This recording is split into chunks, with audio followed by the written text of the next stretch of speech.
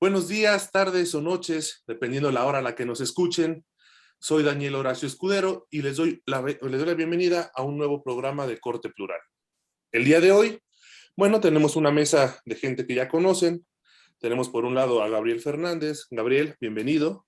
Gracias. Tenemos a Mónica Donají Saldívar. Bienvenida, Mónica. Tenemos a Roberto Bonilla. Bienvenido, Roberto. Y hoy tenemos que hacer dos presentaciones. En primer lugar, quiero presentarles a una chica sumamente inteligente, capaz, que a partir de hoy formará parte de la familia de Corte Plural y que estará de manera cotidiana y constante participando con nosotros. Me refiero a Angélica García, Angie, quien es licenciada en Derecho por la Universidad La Salle, cuenta con una amplia experiencia jurisdiccional, ha sido actuaria judicial federal y se desarrolla o se desempeña dentro del ámbito del amparo penal en materia federal. Bienvenida, Angie, al equipo formalmente. Muchas gracias, Horacio. Buen día a todos. Y bueno, para hablar el día de hoy del tema que tenemos, ya habrán visto en el título, tenemos un invitado de lujo. Él es Julio Cerecero, de quien me permito dar una breve reseña. Julio es abogado especializado en tecnologías de la información, derecho e innovación, egresado de la Universidad Nacional Autónoma de México y especializado en tecnología por el ITAM. Actualmente se desarrolla como director jurídico de banca digital en Citibanamex y asimismo, ha colaborado con instituciones tales como BBVA, Aeroméxico, Innovation Group y Mercedes-Benz. También, actualmente es profesor de la Universidad Onayna Anáhuac y de la Academia Mexicana de Derecho Informático. Julio, bienvenido a Corte Plural. Hola, muchas gracias a todos. Gracias, Horacio. Precisamente para comenzar la sesión del día de hoy, te pediría a ti, Julio, si pudieras a lo mejor darnos una pequeña introducción del tema que vamos a abordar, la cuestión de contratos digitales, cuestión de criptomonedas. ¿Qué podrías darnos tú como una introducción al tema? Bueno, yo creo que vale la pena hablar un poco de los antecedentes de lo que hay hoy en día en la regulación mexicana en materia de temas digitales. Como saben, y yo he enfocado mucho a instituciones financieras, me muevo en este mundo, hemos estado colaborando ahí con varias fintechs, varios bancos para hacer alianzas estratégicas, ¿no? Pareciera, y si no están muy involucrados en este tipo de temas, se pensara, o hay muchas veces que abogados piensan que no hay regulación en esta materia, que es algo muy nuevo y que por ende falta mucho por hacer, ¿no? Pero en realidad ya tenemos bastante regulación, tenemos regulación desde hace 20 años, dígase el Código de Comercio en materia de contratación por medios electrónicos.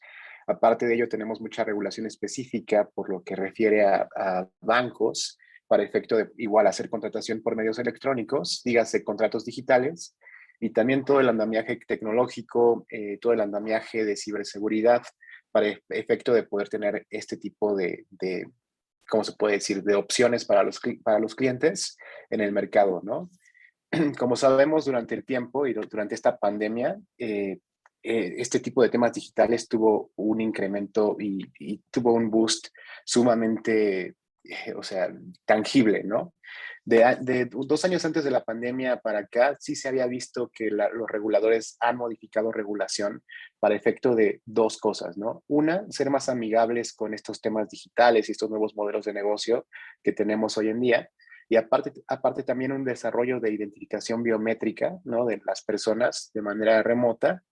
Y por otro lado, también estándares en materia de ciberseguridad, ¿no? Se puso ahí como que la base para efecto de que pudieran todas las instituciones financieras moverse en ese mundo de forma homologada y estandarizada, porque anteriormente lo que sucedía es que no estaba en ley y pues los bancos iban y tocaban base con los reguladores en corto y les iban dando ahí como que confirmaciones en corto y muy enfocadas o individuales, ¿no? Y lo que se hizo acá es como amalgamar todo lo que ya se tenía en la práctica y publicarlo como ley para tener una base, pues, que todos estuvieran de manera muy transparente, ¿no?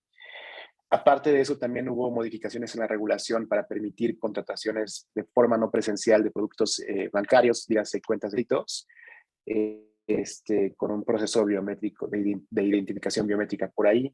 Hubo también muchos esfuerzos en materia de geolocalización para efectos de temas de evitar el lavado de dinero, ¿no? Como ya saben, este tema súper controvertido que hubo respecto a poder recabar tu geolocalización para cualquier operación monetaria que hicieras por medio de banca electrónica. Y bueno, como pueden ver, todo ese cúmulo de piezas o todos estos elementos en suma te dejan ver que ya hay un como que piso para efecto, un framework legal para que tú puedas estarte moviendo y hacer estrategias, ¿no? Por otro lado, tenemos también algo sumamente disruptivo y que es, desde mi perspectiva, muy bueno, la publicación de la ley FinTech, ¿no? Esta ley que se publicó, pues ya tiene sus años, 3 años aproximadamente, ha sido publicada y de alguna forma le dio ahí un marco jurídico a pues dos tipos de modelos que son los fondos de pago electrónico o el e-money y también por otro lado a las instituciones de financiamiento colectivo o el famoso conocido crowdfunding. Y aparte de ello también te regula otros subtemas, ¿no? Como es el tema de APIs, ¿no? Que te puedas conectar en un ecosistema de Open Banking para compartir data entre los obligados, en este caso instituciones financieras, también tenemos ahí instituciones que se dedican a datos, bueno, buros de créditos y demás jugadores que tienen que exponer estas APIs para compartirlos bajo un ecosistema, y esto es obligatorio, ¿no? No es como que si quieren o no quieren. Aparte de ello, tenemos el tema de criptomonedas, que es un tema muy interesante que ha estado moviéndose actualmente mucho con este tema de El Salvador, ¿no? Que ya salió ahí con un, que está utilizando Bitcoin a manera de moneda de curso legal.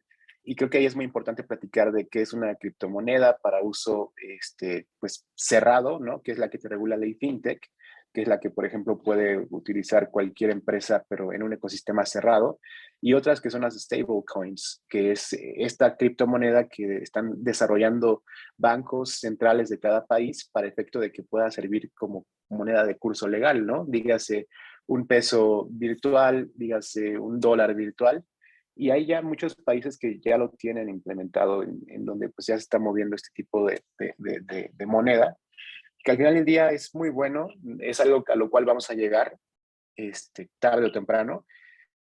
Desde mi perspectiva es sumamente bueno, pero también tenemos ahí un reto tecnológico, ¿no?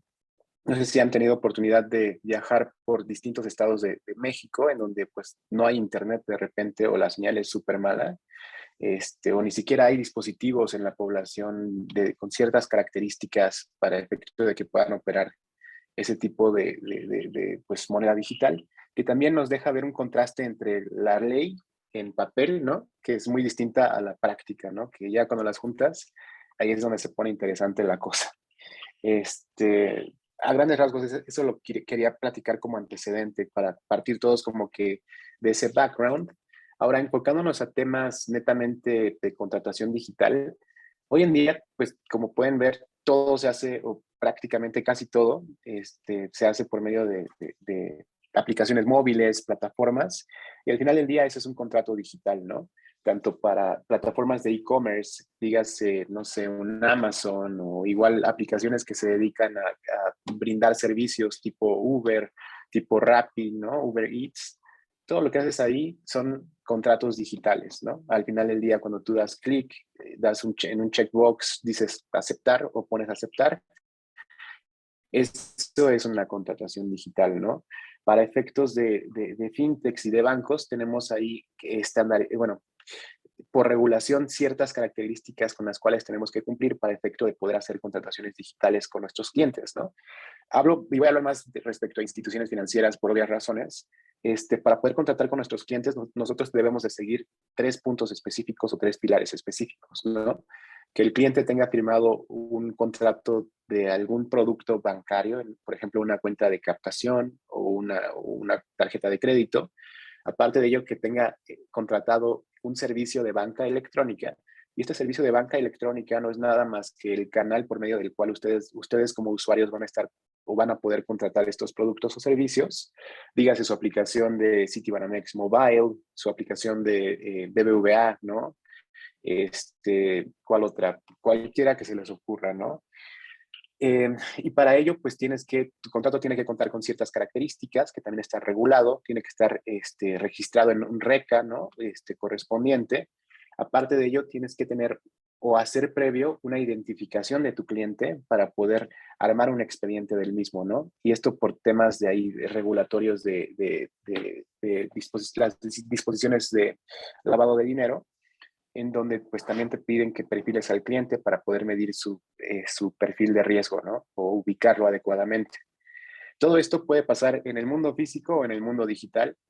Para efectos de lo que yo hago, estamos o diseñamos los journeys o procesos digitales para efectos de ello. Y también adicionalmente, pues ya se está metiendo un elemento muy importante que es la verificación biométrica facial o biométrica. Para yo poder aperturar una cuenta bancaria tengo que verificar tu biometría, ¿no? Por ejemplo, Horacio, saco una foto de tu INE, saco una selfie tuya por medio de tecnología por atrás, ¿no?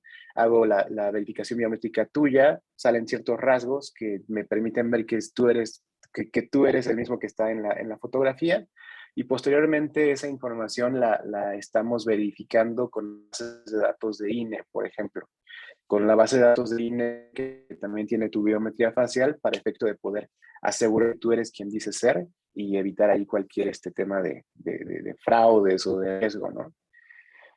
Aparte de ello, también nos piden que pongamos ciertos elementos adicionales para que un cliente pueda exteriorizar su consentimiento, ¿no?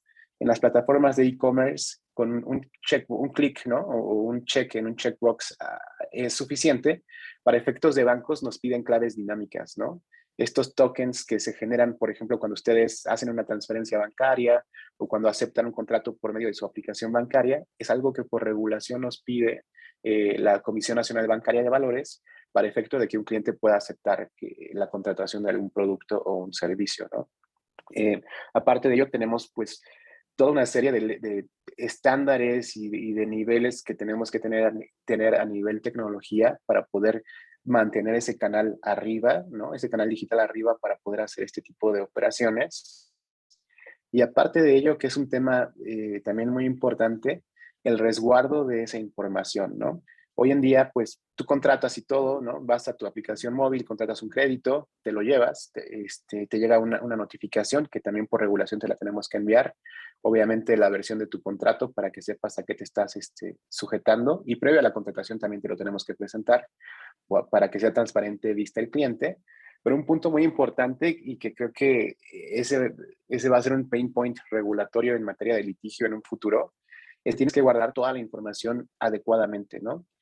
Es decir, guardar ese mensaje de datos que se genera, que ese mensaje de datos tenga una trazabilidad digital adecuada para el efecto de decir, sí, Horacio contrató el día de hoy a tal hora un contrato de crédito por medio de este canal digital, ¿no? Este es su contrato, estas son las aceptaciones que él dio y aquí está guardado en este mensaje de datos que no ha sido alterado desde el día uno en que se generó, y aparte de todo, lo estamos resguardando para evitar que cualquiera lo altere, y que también puede ser utilizado en ulteriores consultas para efectos de que cualquiera que lo necesite lo pueda obtener.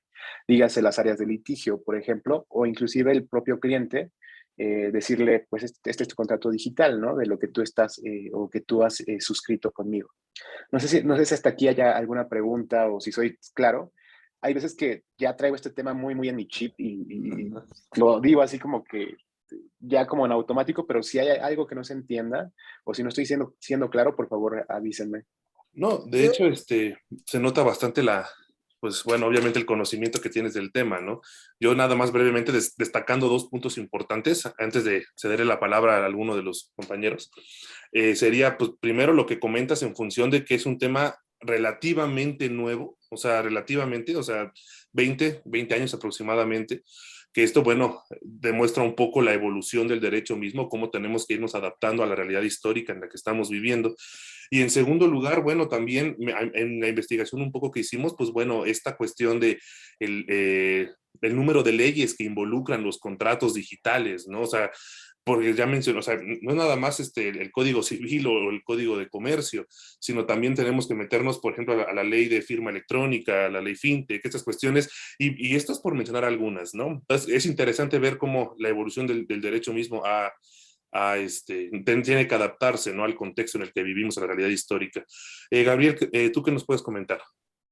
Yo ahorita por lo que nos estabas comentando, Julio, me surgió una duda, más allá de la parte tecnológica, que pues, eso creo que vamos avanzando y los ingenieros serán bolas con eso, y hacer esa homologación al tema legal, me surge la duda de, o al menos desde tu óptica o desde la óptica incluso de donde las empresas con las que has colaborado o colaboras, ¿qué pasa con la brecha digital y de qué manera puedes empezar a trabajar ahí?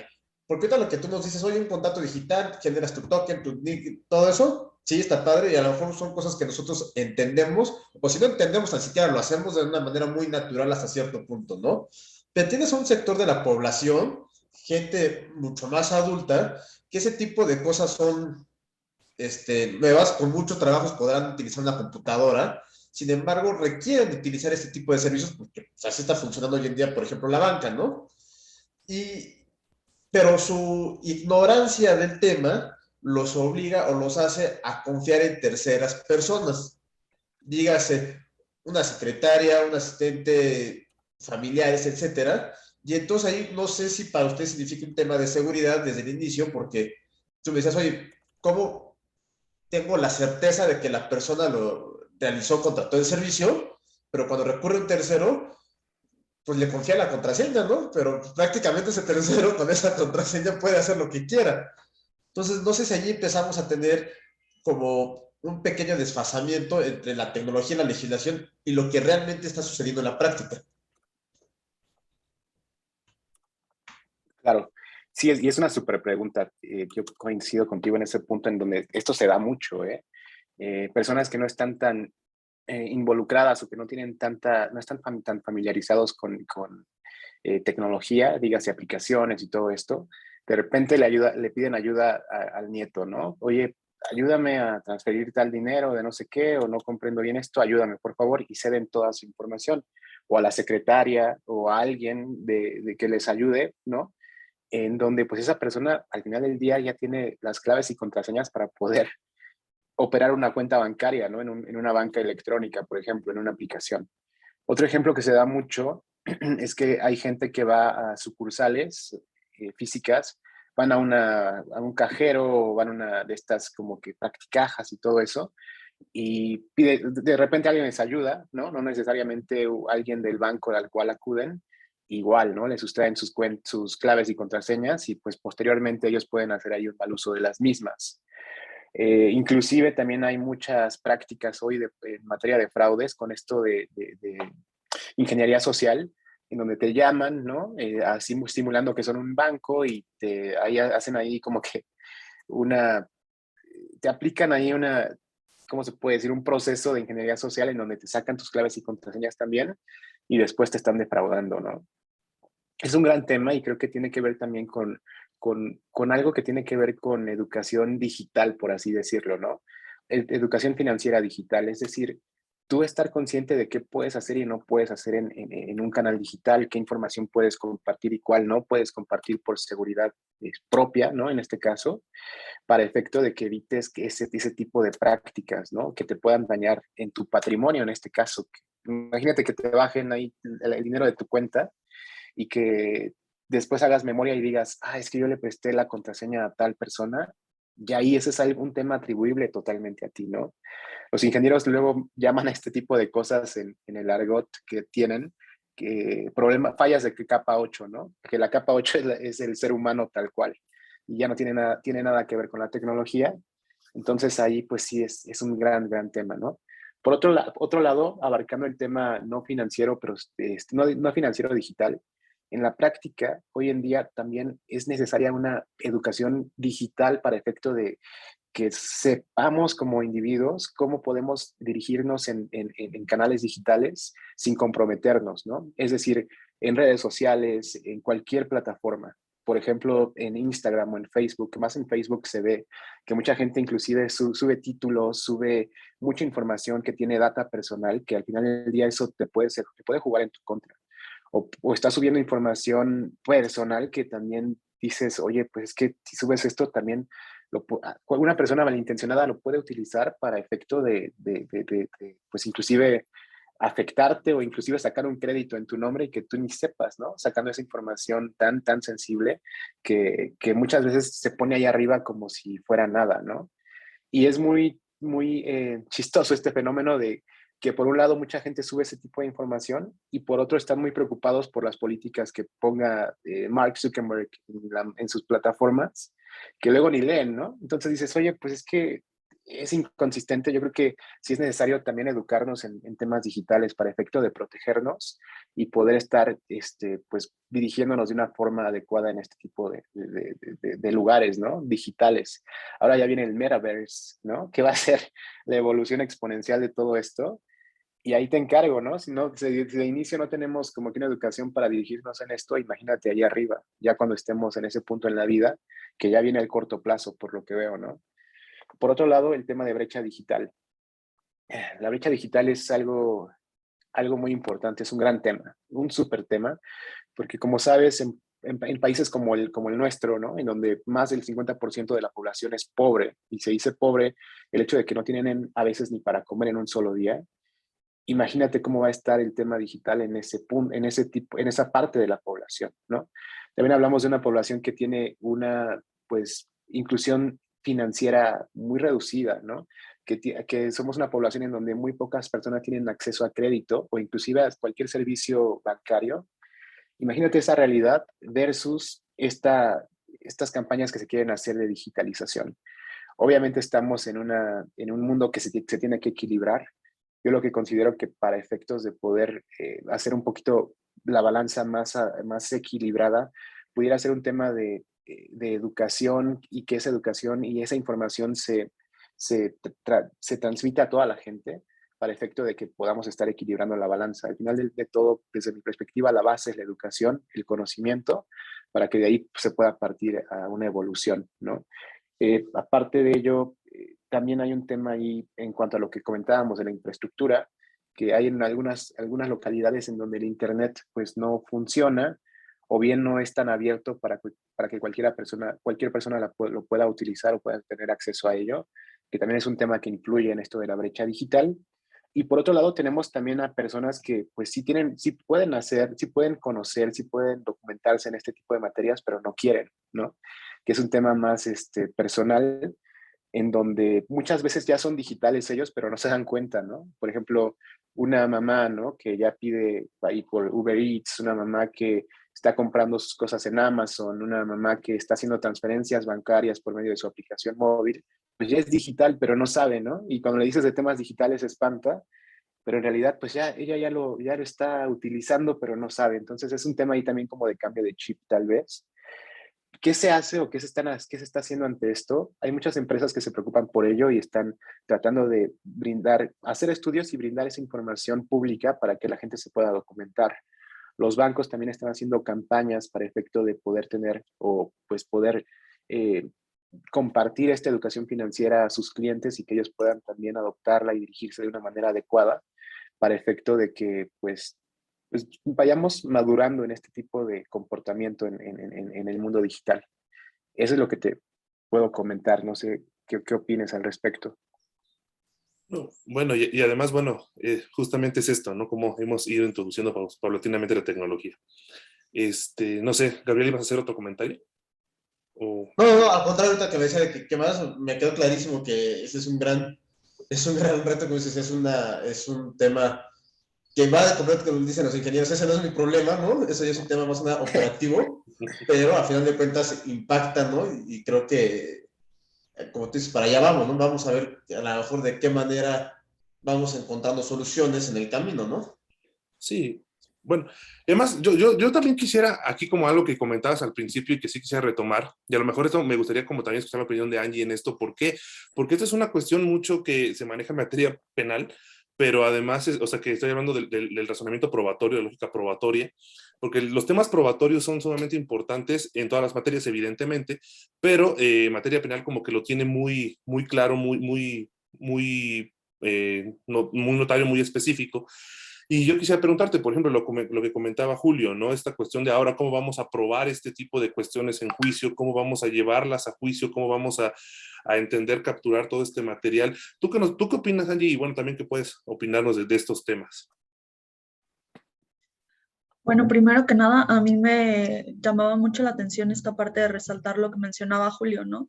Que muchas veces como individuos hacemos muchas operaciones digitales y damos nuestro consentimiento sin darnos cuenta, ¿no? O sea, yo conozco, no sé, personas que ya son un poco más grandes, adultos, que agarran el teléfono y le pican y, bueno, ¿qué le picaste?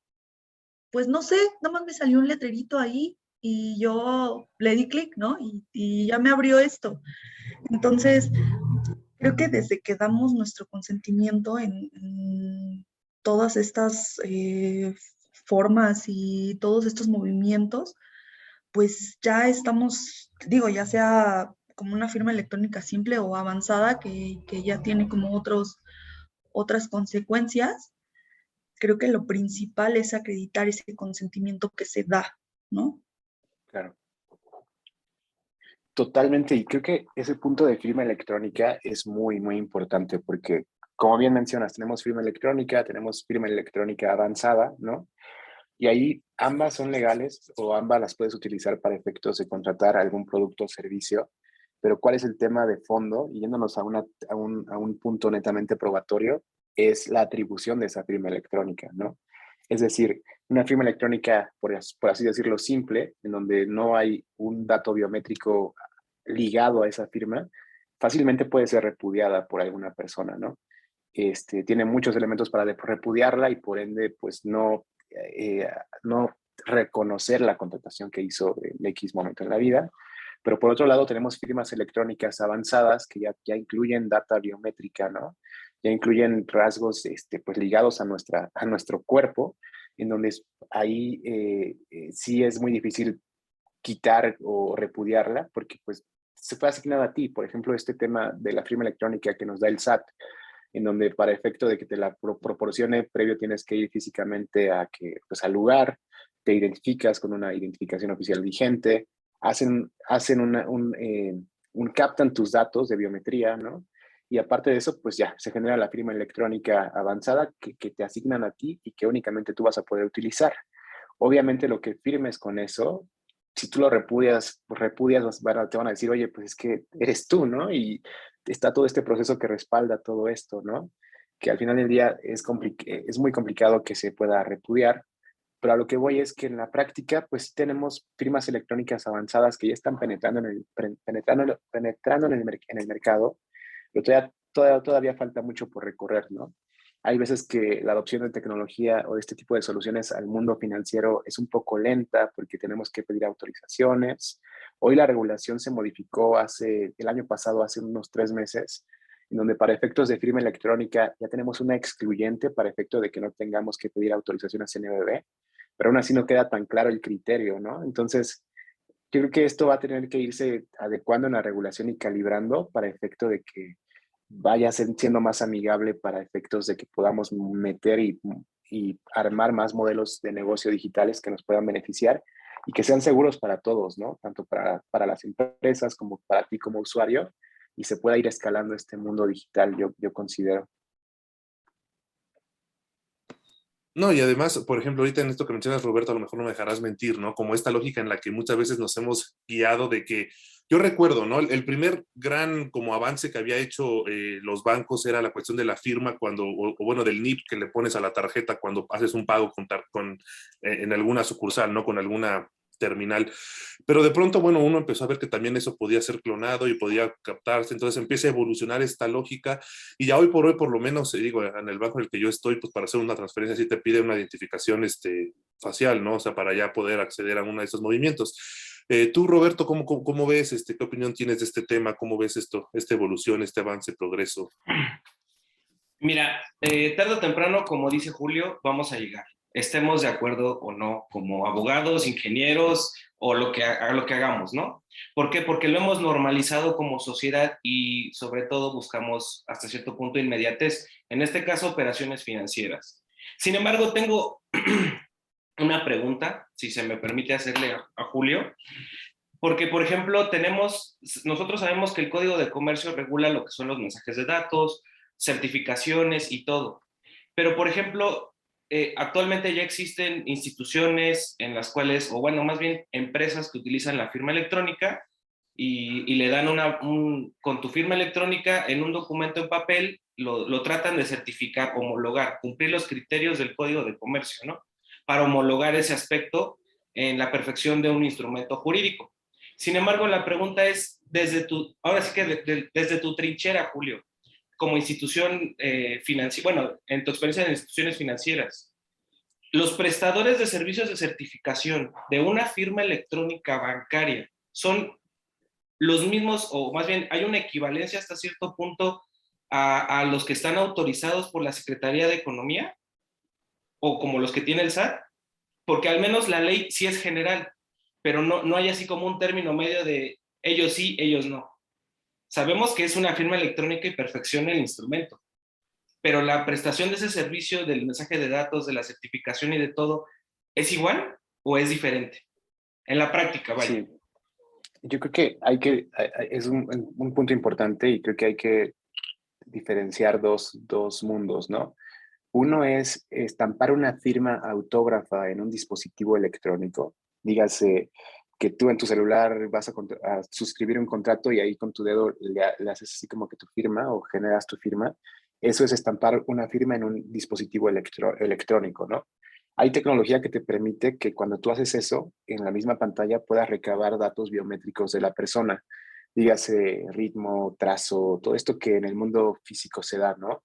O inclusive ligarlo con alguna biometría del cliente, tipo un reconocimiento facial del mismo o inclusive la voz, ¿no? Inclusive temas de vectores para que puedan saber en dónde estaba ubicado geográficamente hablando la persona al momento de suscribir el contrato. Y todos esos elementos te ayudan a robustecer esa firma, pero al final del día esa firma es una firma autógrafa plasmada en un dispositivo electrónico, ¿no? Con todos estos elementos adicionales que comento. Es decir, no es una firma electrónica al amparo de la regulación.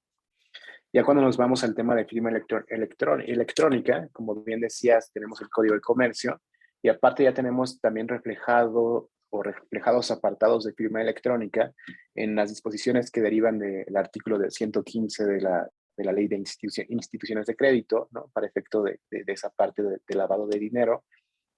También tenemos firma electrónica reflejado en la CUP o disposiciones de carácter general aplicables a las disposiciones de crédito, inclusive en la regulación FinTech, en donde te dice qué características tiene que tener esta firma, ¿no? Esta firma al día de hoy pues, tiene características muy especiales que sea atribuible al cliente, ¿no? Por ejemplo, una firma electrónica simple que sea atribuible al cliente y también que tenga ciertos elementos para que tú pruebes que sí es atribuible al cliente y les llamamos bitácoras, ¿no? O estos logs que tenemos a nivel tecnológico para hacerle atribuible esta firma a Horacio, por ejemplo. Ahora, yéndonos al tema netamente de certificación, el Código de Comercio te dice ahí que cómo te regula cómo tienes que guardar los mensajes de datos y todo esto, ¿no? Y también te habla ahí de certificadores, ¿no? Que son personas o son entidades que tienen que estar avaladas de alguna forma por la Secretaría de Economía para brindar cierto tipo de servicios, los cuales pueden ser temas de certificación de mensajes de datos, que esta certificación de mensaje de datos no es nada más que yo, por ejemplo, como banco, pongo a mi cliente, le ofrezco a Horacio un contrato de crédito, Horacio lo contrata en el canal de banca electrónica, se genera el mensaje de datos y ese mensaje de datos regularmente más bien lo tengo que guardar yo, ¿no? Resguardar. Pero aparte de todo eso como un candado adicional, ese mensaje de datos yo lo puedo mandar con un certificador de mensajes de datos para que este certificador lo tome, le ponga una estampa de tiempo con un reloj atómico, y esto es para efectos de encapsular en un tiempo o en un momento en el tiempo ese mensaje de datos.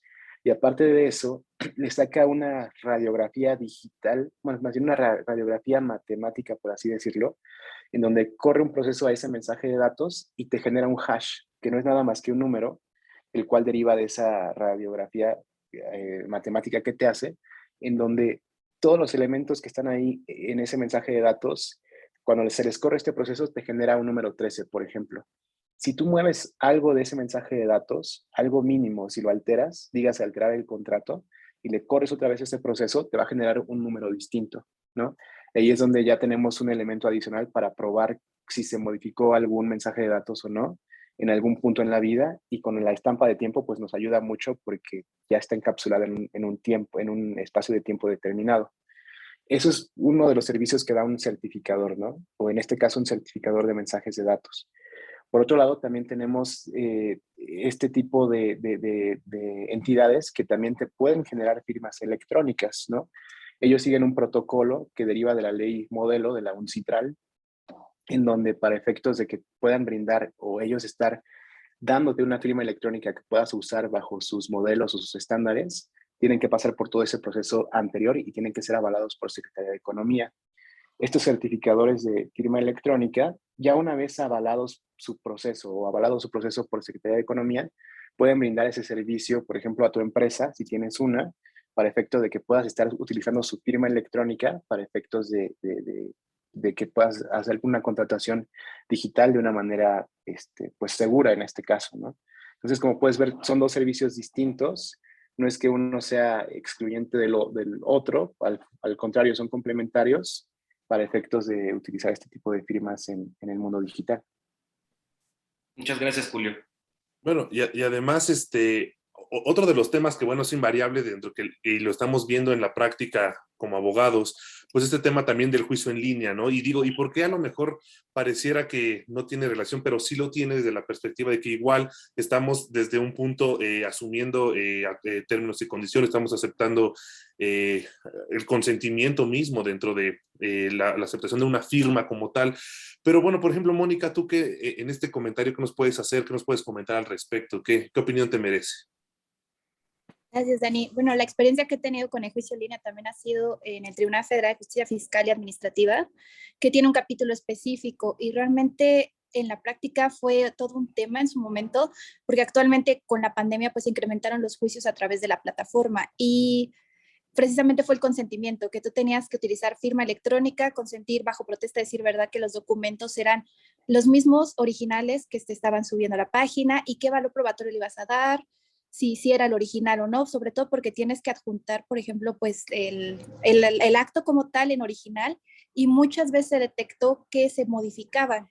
Entonces, también fue todo un tema de la evaluación probatoria, y también que, o sea, sí es cierto que todos tenemos nuestra firma electrónica y hacemos uso personal, pero a veces he tenido casos que la prestan para hacer sus declaraciones, por ejemplo, para ingresar estos juicios, y al final pues no es la persona como tal que tramitó toda su firma, hizo el proceso y está consintiendo el acto. Entonces, sí, creo que hay todavía una brecha. Creo que este tema es precisamente para ciertos sectores. Digo, yo en la experiencia que tengo únicamente son personas que estén más enfocadas a temas de dinero y temas de tecnología, porque no todos tienen este acceso al tema de la criptomoneda. Por ejemplo, nosotros hemos trabajado con la Interpol y precisamente han creado proyectos porque se ha prestado mucho que las criptomonedas se utilicen sobre todo en la deep web para delitos que es compra de armas, compra de drogas, compra de personas. Entonces, creo que no, o sea, viendo el otro lado, creo que va avanzando, pero también hay muchas limitantes. Por ejemplo, el desconocimiento, creo, y bueno, aquí el experto es más bien Julio, el desconocimiento mucho de las criptomonedas, del valor, de a futuro, que si tiene un futuro este tipo de moneda, porque actualmente en México lo que entiendo es que sí hay una ley, pero por ejemplo no hay un régimen fiscal por el cual se pueda contemplar a los que hacen estas adquisiciones de monedas. No sé ahí si Julio tenga alguna respuesta a eso. Claro, sí, claro. Y qué bueno que lo mencionas porque creo que no habíamos abarcado ese punto de criptomonedas. sí hay regulación ya, ¿no? La ley FinTech es la que te regula todo este tema de criptomonedas o de activos virtuales, como lo refiere el concepto legal. Eh, es una regulación que deriva de ley FinTech. La propia ley FinTech te manda disposiciones especiales al efecto de poder de estar regulando este tema de activos virtuales, pero en realidad no se ha desarrollado todavía esa parte de la regulación que necesitamos para hacer operativa o hacer operativos este tipo de activos virtuales o criptomonedas, ¿no? ¿Por qué? Porque todavía hay mucha controversia en cómo regularlos adecuadamente. Hay mucho foco mundial en cuanto al uso de criptomonedas, dígase criptomonedas en un ecosistema cerrado o en un ecosistema abierto. Al final del día hay mucha incertidumbre, ¿no? ¿Qué sucede? El tema no es la tecnología, el tema de la tecnología es muy claro, o sea, tenemos blockchains que nos ayudan a poder utilizar este tipo de criptomonedas, ¿no? Que son trazables, que son, pues, al final del día, un nuevo modelo tecnológico para poder estar operando este tipo de activos virtuales, que queda un poco desligado de la otra parte que es la que nos importa, que tiene que ver ya como en un tema económico, jurídico, de cómo regular este tipo de valores, ¿no? Como saben, una de las principales características de estas criptomonedas es que son muy fluctuantes, es decir, su valor se puede depreciar de un momento a otro de una manera o de una forma significativa, lo cual pudiera causar afectaciones ahí a los clientes que están comprando este tipo de criptomonedas, ¿no? Para efectos conceptuales, ¿qué es una criptomoneda? Hablando desde la perspectiva legal netamente, es una representación digital, ¿no? De un valor y no es un bien fungible, ¿no? Al final del día es simplemente una representación digital que tú tienes en el mundo digital de algún valor y ya, hasta ahí se queda la regulación, ¿no? Es decir, no es dinero digital al final del día. Y este valor que lo puedes utilizar únicamente en ecosistemas cerrados, dígase si algún banco saca su criptomoneda, ¿no? Que lo están desarrollando muchos bancos, o si puedes utilizarla esa, pero nada más para hacer operaciones entre un ecosistema cerrado de ese banco, inclusive internacionalmente, ¿no? Dígase la entidad de México con la de, no sé, Inglaterra y así. Por otro lado, tenemos algo que es totalmente, tiene una naturaleza distinta a este tema de ecosistema cerrado, que son las stablecoins, que son las monedas digitales que están sacando los bancos centrales de diferentes países para efecto de poder utilizar eso en un ecosistema abierto. Es decir, tú puedes utilizar eso para efecto de comprar en donde tú quieras en un país, en una zona geográfica determinada. Como pueden ver, todavía falta mucho avance en ello. ¿Por qué? Porque no hay una estandarización regulatoria a nivel mundial, ¿no?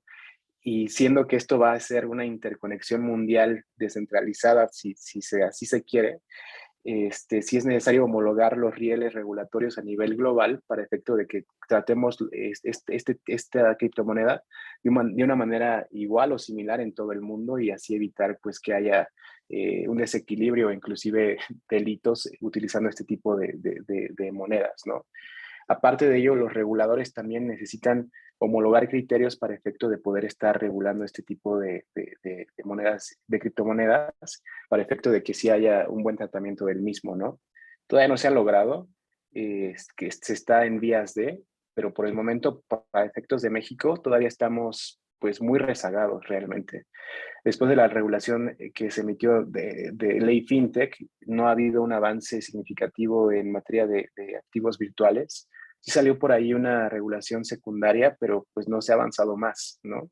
Aparte de ello, entiendo que hay cambios de administración, hay un foco distinto tal vez respecto del rumbo de México hacia de dar prioridad a ciertas actividades que también de alguna forma pues no ha ayudado a que haya avance en este tipo de materias, ¿no?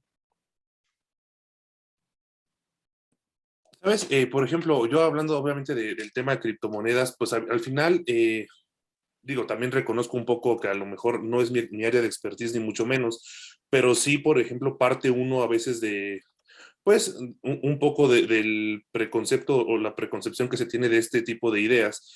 Y efectivamente una de las que más se maneja es justo esto, ¿no? El tema de la fluctuación. Hay gente que he escuchado que ha perdido todo su capital habiendo invertido en criptomonedas, etcétera. Pero también algo que me llama mucho la atención y pues, justamente quiero como detenerme un poco en este punto y por eso quiero regresar un poco con Mónica, es como hay que ver los dos lados, ¿no? Bueno, los dos lados siempre de todo es algo trascendente, el tema de delitos. Y por ejemplo, hablábamos, o bueno, se mencionaba mucho la Interpol, ¿no? Y recuerdo mucho de esta cuestión o idea del proyecto Titanium, que se crea precisamente por ellos en una cuestión de investigación. Por ejemplo, Mónica, tú en tu experiencia, ¿qué nos puedes decir al respecto, un poco más ahondando del tema de criptomonedas, delitos, esta cuestión? Bueno, la experiencia que tengo sí es precisamente con el proyecto Titanium. Este fue financiado por la Unión Europea con apoyo de la Interpol y precisamente lo que trata es de desarrolló una herramienta para poder analizar estas cadenas que permite investigar las transacciones realizadas sobre todo en la Deep Web con criptomonedas, que era el desarrollo de GrabSense, algo así, y se busca precisamente buscar el alias de la persona, tipo de compraventa y también la localización de la persona, porque se detectó mucho que existía tráfico, pues no solo de armas y de drogas, sino de personas, y muchas redes de trata lo estaban utilizando y de tráfico ilícito de migrantes, sobre todo por la Deep Web. Entonces, lo que buscó precisamente es como aprovechar esta tecnología y buscarla, porque sí se ha visto que la verdad es muy difícil ingresar a la Deep Web. Creo que eso es conocimiento de varios, de que vas por capa, capa, capa, capa, hasta llegar al fondo donde encuentras lo peor. Y es ahí donde se hacen estas transacciones. Por eso se creó este proyecto Titanium, para poder hacer esta investigación y poder localizar las compraventas de las criptomonedas, pero sí, esto totalmente en ámbito de lo que se estaba haciendo de manera ilícita, ¿no? Entonces, apenas está como en auge este proyecto porque realmente se ha implementado más en Europa, pero sí está llegando a América para las investigaciones, porque muchas de estas personas, si bien han sido compradas a lo mejor en Londres o en Alemania, muchas de esas personas tienen un origen en América, desde México, Brasil, Argentina. Entonces, por eso era importante hacer esta vinculación. Y Bueno, creo que aquí un punto interesante también es que para efectos, por ejemplo, de fintechs, la regulación como está hoy sí te pide o trata de dar una trazabilidad digital a este tipo de operaciones con activos virtuales, ¿no? Por ejemplo, en una parte de la regulación te dice que es posible que tú estés operando con activos virtuales entre países utilizando un fondo de pago electrónico, digas estas cuentas fintechs. Es decir, en la práctica yo puedo abrir una cuenta fintech, ¿no? Y esa cuenta fintech puede también estar ligada con criptomonedas.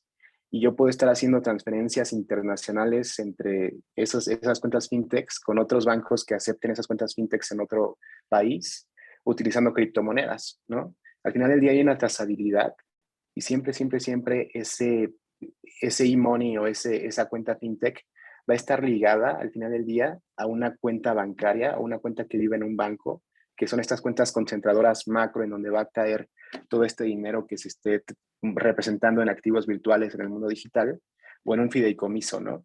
Al final, si hay una trazabilidad o pudiera existir una trazabilidad, como lo está viendo la ley FinTech hoy en día, por lo menos en México, pero de eso a la práctica, como con estos matices que tú mencionas, creo que es interesante, ¿no? Porque ya involucrarlo con temas de Deep Web, ya involucrarlo con otro tipo de operativa, pues puede, pues no sé qué tanto equilibrio pueda existir o qué tanto pueda servir la regulación que tenemos actualmente para efecto de atacar o disminuir todas estas partes que acabas de mencionar, ¿no? De, pues que al final hay prácticas medio interesantes internacionales que no necesariamente están bajo el marco de la regulación, ¿no?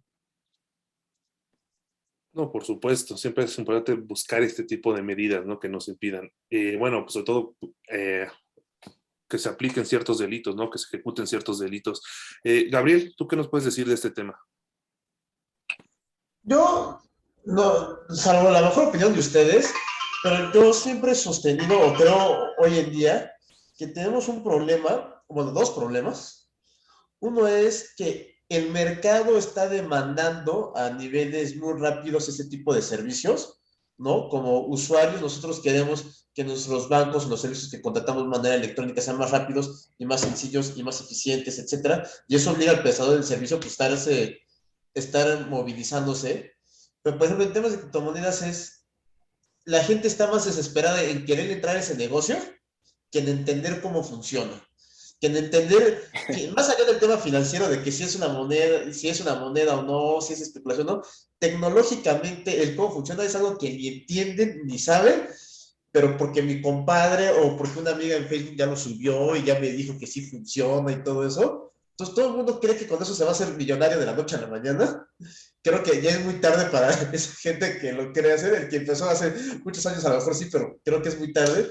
Pero creo que la gente no invierte lo que debería, que es uno en prepararse para entender tecnológicamente cómo funciona. No es algo tan sencillo, tengo esa impresión. Requiere ciertos conocimientos, como decía esta Mónica, avanzados. Y dos, creo que también todo este tipo de tecnologías tiene un costo demasiado alto. El costo operativo es astronómicamente alto, que solamente instituciones como bancos o empresas multinacionales pueden costear. Me gustaría, nada más ahora, por puro chisme, poder ver un estado financiero, por ejemplo, de Banamex, nada más para ver cuánto es el costo que destinan a todo eso. Son cantidades, y si me equivoco, que Julio me corrija, pero son cantidades astronómicas de dinero. Son ceros que jamás nosotros hemos visto. Y eso hace que también creo que los servicios estén todavía muy concentrados en muy pocas manos, ¿no? No se puede dar todo ese efecto de que tengan acceso todos, pues porque es muy costoso. Sí, ahí, digo, aquí en México, de los bancos que he conocido, no conozco alguno que esté desarrollando todavía su criptomoneda. Más lo están haciendo las empresas hermanas de estos bancos, o sea, multinacionales en Europa, por ejemplo, ¿no? O en Estados Unidos, de repente, y sí, son cifras muy, muy altas. Digo, sin nombrar bancos, son millonarias, ¿no? Es mucho, mucho dinero, sobre todo principalmente para investigar y después del tema de tecnología que es carísimo por obvias razones. Pero digo, es algo que va a suceder, de verdad que va a suceder y nos va a alcanzar en algún punto en la vida. Ahora ya está. Hay mucha moda ahí, hay mucho hype, como dicen, ¿no? Mucho hype en el mundo digital respecto de esto. No sé si han visto la película de Look Up en Netflix que acaba de salir. Está sucediendo un poquito eso, pero en el mundo de criptomonedas, ¿no? Todos hablan de criptomonedas, le dan prioridad a cosas que realmente pues es simplemente una nota superficial y no se están preocupando por realmente entenderlo, cómo lo pueden utilizar, si realmente lo pueden utilizar y si pueden utilizarlo también como un modelo de inversión, ¿no?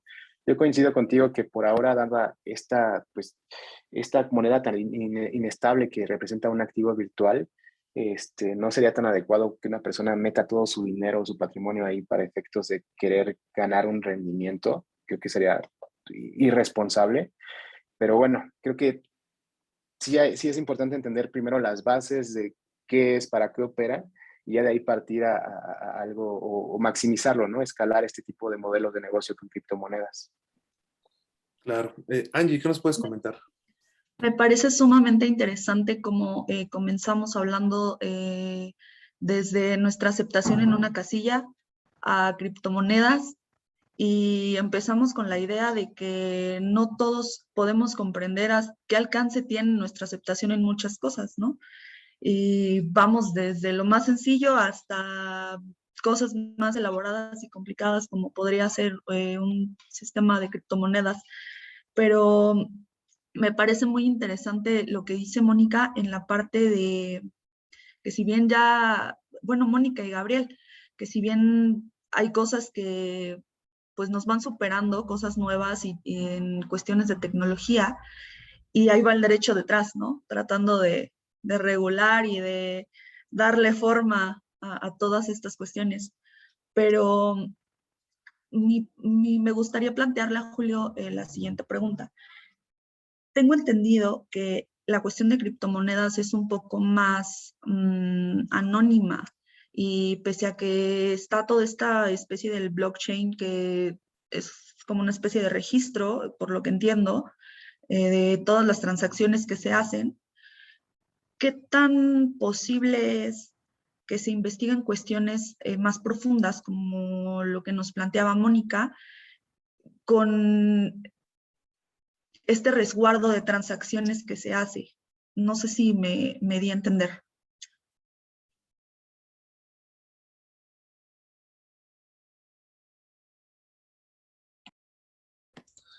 Julio, creo que estás ya.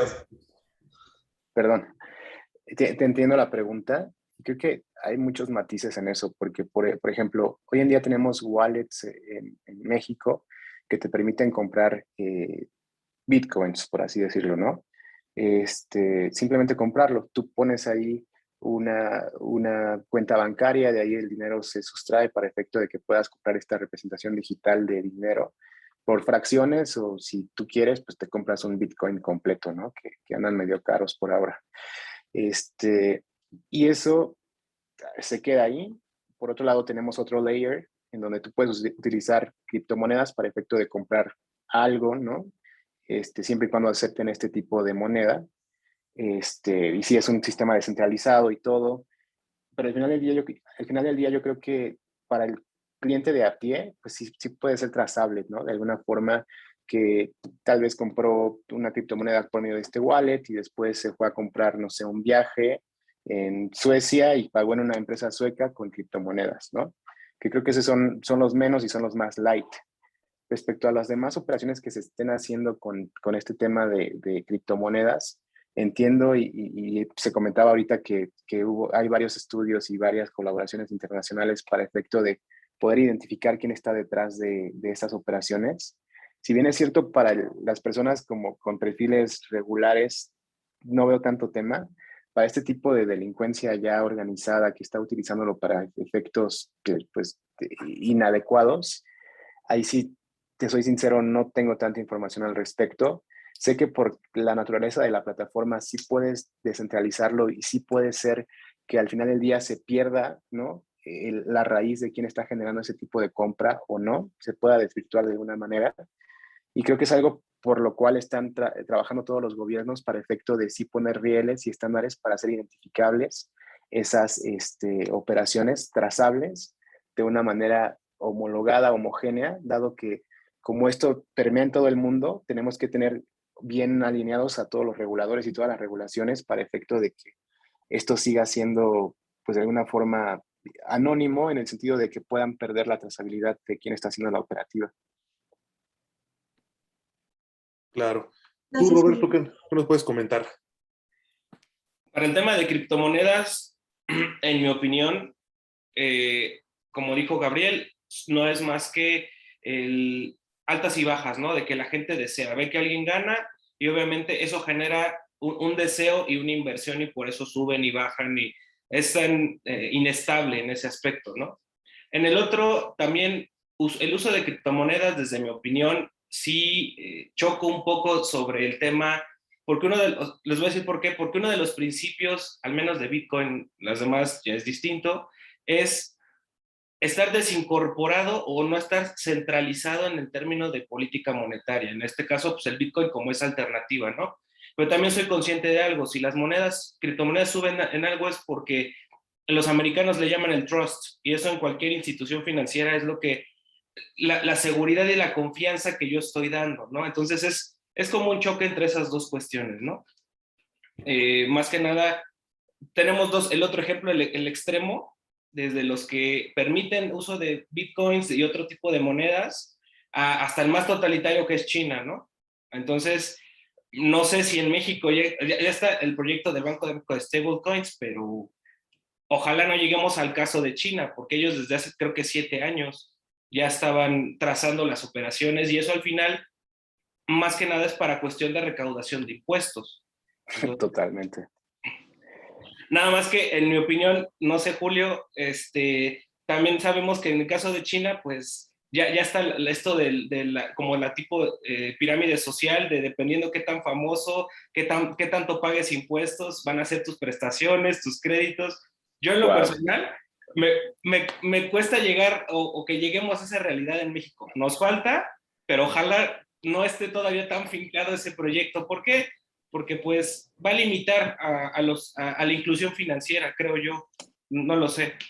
No había escuchado eso que platicas. Está súper bueno, ¿eh? Es como si ya vivieras basado en los ratings que tienes, ¿no? Muy al estilo Black Mirror. Respecto a lo que mencionabas, o sea, creo que, ¿cómo decirlo?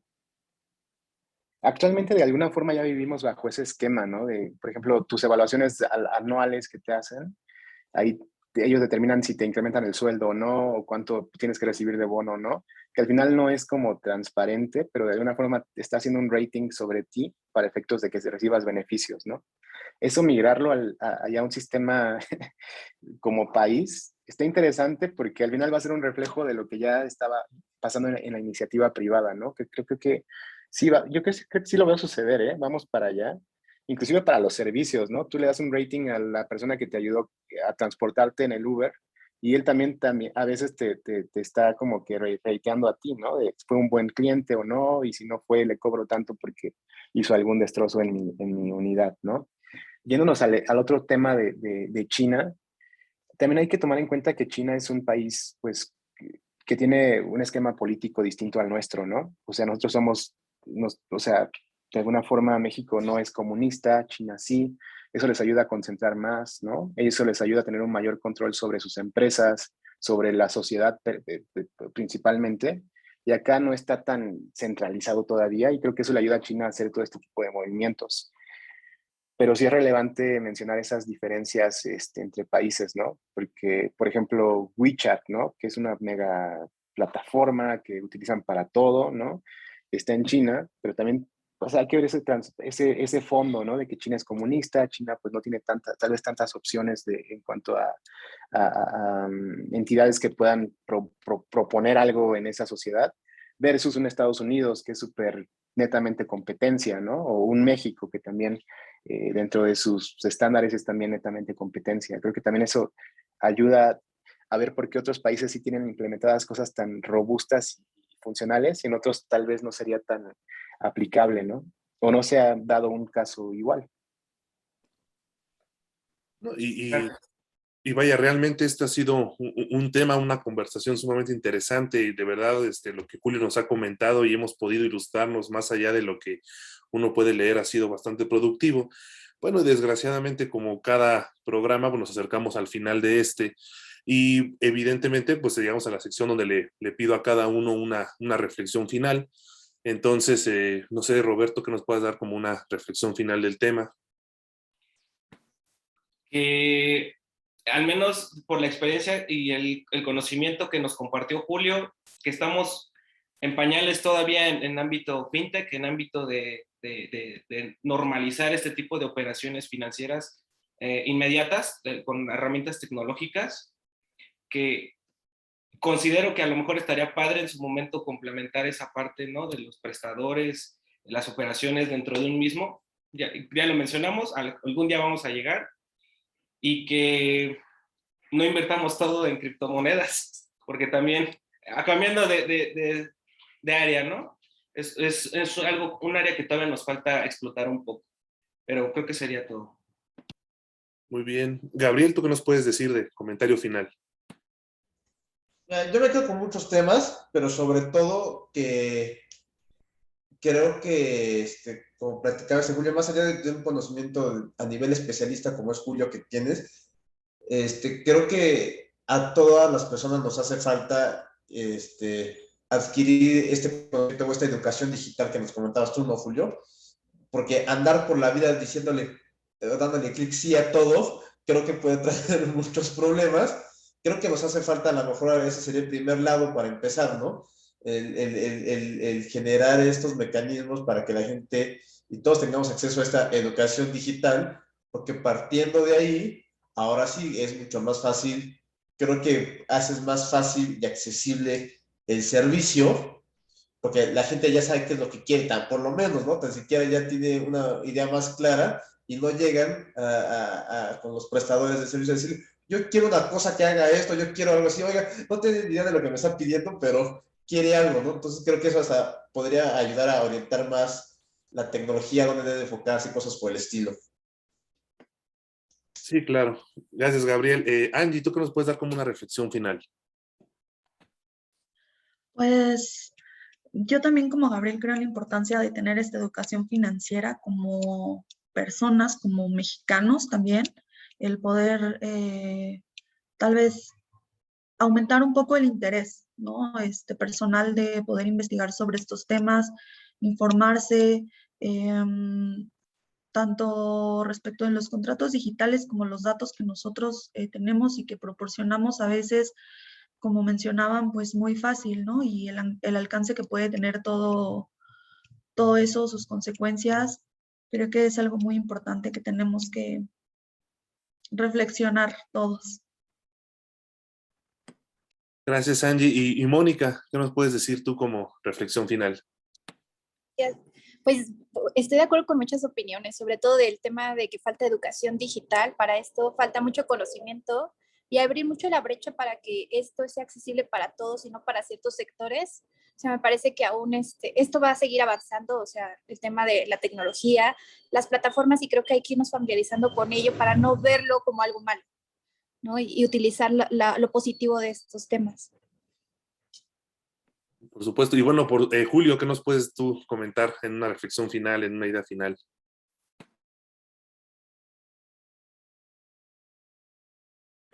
Me parece que tienes bloqueado el micrófono. Perdón. Antes de cualquier cosa, gracias por la invitación. De verdad, es muy agradable platicar con todos ustedes, ver perspectivas distintas de las cosas. Es muy enriquecedor y de verdad, muchas gracias por considerarme. Como comentario final, creo que es muy importante que pongamos foco en los temas digitales de una manera aterrizada. Es decir, no es un tema sofisticado, no es un tema de moda, no es un trend topic, es algo que necesitamos ya, es algo necesario que tenemos que entender como ciudadanos y como abogados para efecto de poder ayudar en esta sociedad mexicana para que escale y que esté todo hecho de una buena manera, ¿no? Nada más por poner unos números, para México algunas tendencias es que hoy en día tenemos 92.01 millones de usuarios de Internet, lo cual es muy relevante y puedes ver que ya muchos estamos ahí operando y actuando y que esas actuaciones y operaciones devienen en contratos, devienen en temas jurídicos que necesitan ahí como que su base, ¿no? Y para eso como abogados tenemos que ver qué onda con ese tipo de temas, ¿no? Eh, También otro punto importante que quisiera poner a manera de comentario final es que sí es muy, muy relevante que generemos una educación para dirigirnos en temas digitales, tanto en temas no financieros como financieros, porque eso nos va a dar una mayor perspectiva de cómo podemos estar haciendo las cosas adecuadas en estos ecosistemas digitales. Y finalmente sí, yo considero que sí estamos en pañales en cuanto a temas fintech, temas bancarios. Digo, hay neobanks, que no hablamos de neobanks que ya están en el país, pero al final de todo, si se dan cuenta, todo es lo mismo, ¿no? No hay innovación todavía. Tienes tu e-wallets, tienes criptomonedas, tienes bancos que te ofrecen productos financieros, utilizamos ya biometría para diferentes efectos, pero en realidad no hay innovación. Entonces, un comentario final que yo sí quisiera poner muy en la mesa es necesitamos innovación, no necesitamos más de lo mismo, ¿no? Sería todo, muchas gracias. No, pues Julio, muchas gracias a ti por haber aceptado la invitación. De verdad que para nosotros, para todo el proyecto de Corte Plural, ha sido un placer platicar contigo, entender un poco más, adentrarnos en estos temas que yo siempre he dicho y además planteo porque parece que no, pero todo se vincula, ¿no? Una de las ideas de la interpretación del derecho es esta idea del documento, la constitución viviente, donde nos dice tenemos que adaptarnos al contexto histórico en el que estamos viviendo y este es el mejor ejemplo. O sea, la tecnología, las cuestiones económicas van avanzando también y si no nos adaptamos vamos a quedar obsoletos en algún punto. Gracias, Julio, por haber participado con nosotros. Gracias a toda la mesa y gracias a todas las personas que nos han escuchado, que nos siguen. Los invitamos a que nos sigan en redes, a que compartan, a que nos hagan llegar sus comentarios. Y por supuesto que estaremos aquí la próxima semana con un nuevo capítulo. Muchas gracias. Buen día a todos. Un saludo.